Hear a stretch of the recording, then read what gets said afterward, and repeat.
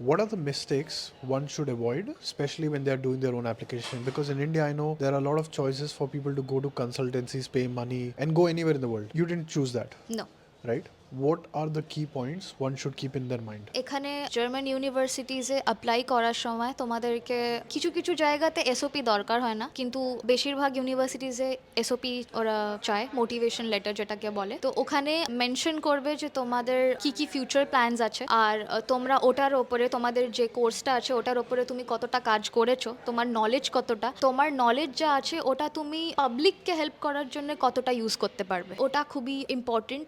আর apply করার সময় তোমাদের যে সিভিটা যেটা তোমরা সাবমিট করবে ওখানে মেনশন করবে যে তোমরা এক্সট্রা কারিকুলার অ্যাক্টিভিটিসে কী করেছো, তোমরা বেসিক্যালি সোসাইটির জন্য কী করেছো।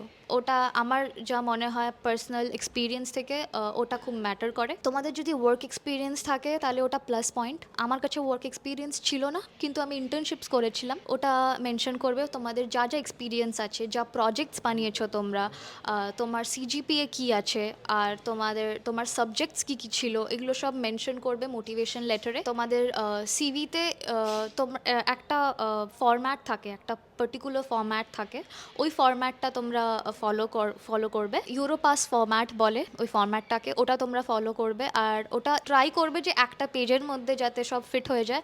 আর যা যা তোমাদের ইম্পর্টেন্ট মনে হয় শুধু ওগুলোই অ্যাড করবে। আননেসেসারি স্টাফ যেগুলো দরকার নেই, যেগুলো না লিখলেও হয়, ওগুলো চেষ্টা করবে যে না লেখার, কারণ কি যারা দেখছে ওগুলো ওদের কাছে অত টাইম থাকে না। তোমার যা ইচ্ছে ওটা তুমি যাতে খুব ক্লিয়ারলি তোমার মোটিভেশন লেটারে তুমি লিখতে পারো, যতটা ভালো তুমি এক্সপ্রেস করতে পারবে তত তোমারই ভালো।